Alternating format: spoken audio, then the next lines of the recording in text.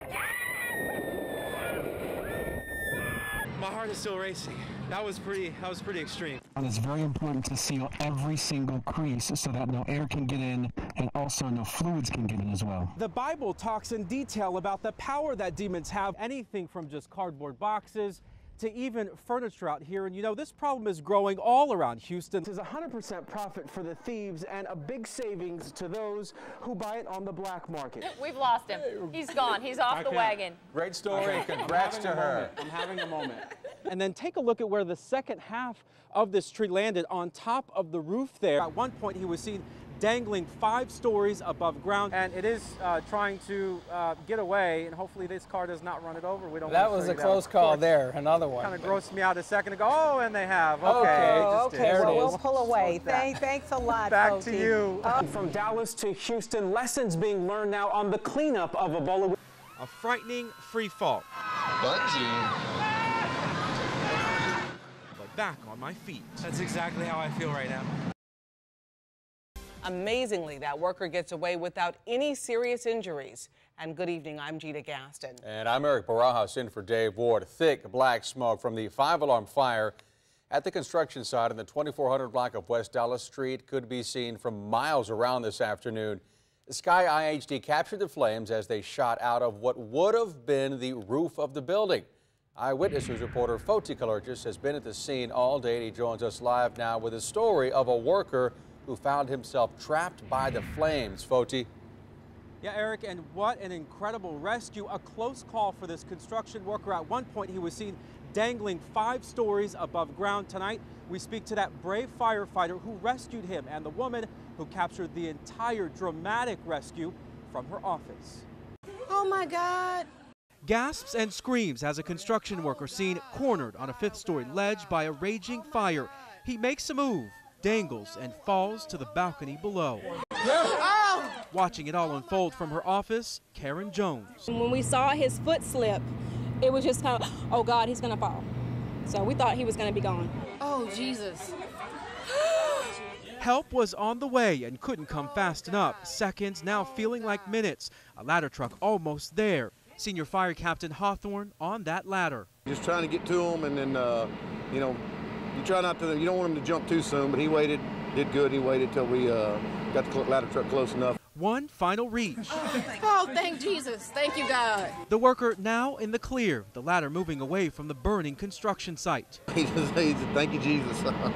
Yeah, he was just ecstatic. And what happens next, a sign of just how close he came to a fiery collapse. The final climax, a relief, the construction worker now safe in a hero's arms. And I hope that wherever he is, he's thanking God that he did make it off of there and he's home to sit with his family now.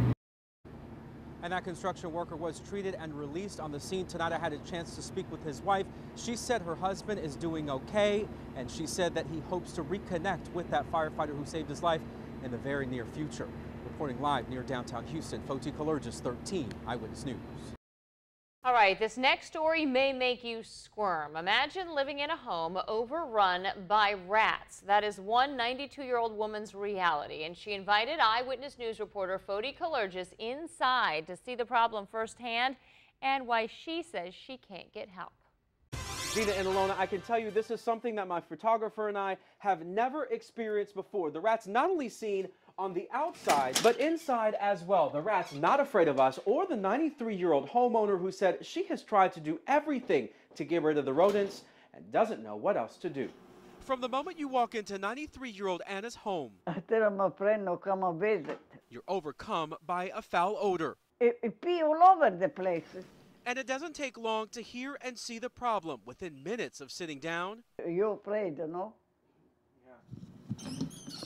We heard loud squeaking and scratching from every corner of Anna's dining and living room. Can you hear them right now? Yeah, oh, I'm used to.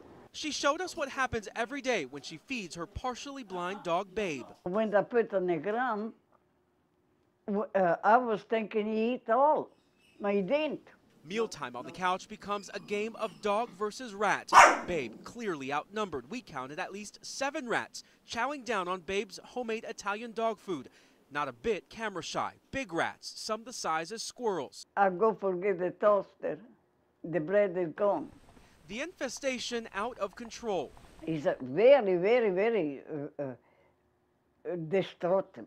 Parts of the couch eaten. They hide in the walls. Anna constantly sweeping their droppings. The second bedroom, I need to be fixed completely. Anna says her rodent problem started after Hurricane Ike, which left holes in her roof and home.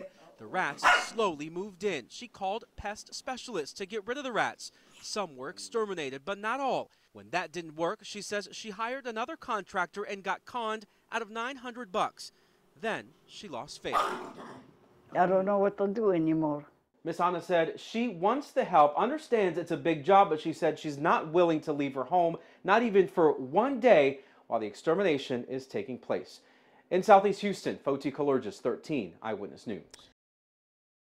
And all of this comes as we learn new details overnight on the Ebola patient, the confirmed Ebola case in Dallas. Eyewitness News reporter Foti Kallergis is live in Dallas with the new report that surfaced this morning. Foti? Yeah, good morning, Elisa, and good morning, everyone. We now have a better idea of how Thomas Eric Duncan contracted the Ebola virus. According to the New York Times this morning, Duncan came into contact with a 19-year-old woman in Liberia who had Ebola and died just hours after being turned away from a hospital there. Then, just days later, Duncan was on a flight making his way to the United States and finally here to Dallas. This morning, he is in serious condition here at Texas Health Presbyterian Hospital, and the list of those he came into contact with now up to 18, which includes everyone from 3 EMS workers, his family members, and even 5 school-aged children. Duncan's family upset now, saying he is not getting the Ebola drug called Z-MAP. The supply has been exhausted, but there is a plan now for that experimental drug to be produced right here in Texas with the help of millions of federal dollars. Right now, Duncan is being treated for his symptoms. His family has contact with him via phone, and they have all been praying for him. There is no place in the world, I will suggest to you, that has better professionals, better ability to address this than in Texas. We wish it were somewhere else. But the fact is, it's here, and we have an extraordinary team of men and women passionately and compassionately delivering care to this individual. And this morning, the controversy surrounding a nurse here at the hospital. She failed to inform other staff members that Duncan traveled from Liberia, sending him home with antibiotics, only for him to return days later here. The Dallas County Health Department saying they are checking on those 18 people on that watch list for symptoms that they may have. They are checking on them twice a day. And the Dallas County Health Director told me last night that he would not be surprised if there was another case here in Dallas, but he did want to reiterate to me and make it very clear that right now, none of the 18 people on that watch list have any signs or symptoms of Ebola. Reporting live in Dallas this morning, Foti Kallergis, 13 Eyewitness News. Pastor Benny Holmes and his wife Pat are people of God. He was at his wit's end. Tormented for months by a sinner, a thief. Thou shalt not steal. A grandmother, police say, is 52-year-old Lori Ferguson, seen taking packages from the pastor's front porch. Caught on camera twice. Here, stuffing a large box into a car, and again in June with another box.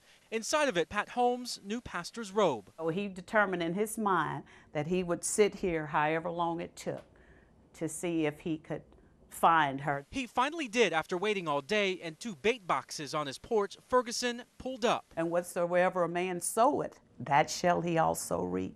And with a gun in hand, the pastor bolts through his front door and pins Ferguson down. And what did she tell your husband? She said, I'm looking for my dog. He said, you found your dog, Bow Wow. Minutes later, police arrived, arrested Ferguson, and look at what they found in her back seat. Her 2 grandchildren brought along for the ride. And at her home, when I learned that they had retrieved quite a few packages from her house. Packages police say she took from other neighbors too, dozens of them. Tonight, the family of faith, we already have it gift wrapped, has a package for Ferguson, an offering of forgiveness. Ferguson is out on bond. Baytown police say if you believe some of your items were taken from your porch, you're asked to call the Baytown Police Department or just come by the station. In Baytown, Foti Kallergis, 13 Eyewitness News.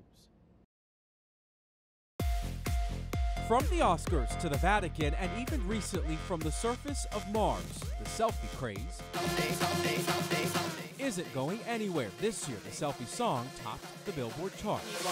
But first, let me take a selfie. It's changed the way we present our world to the world.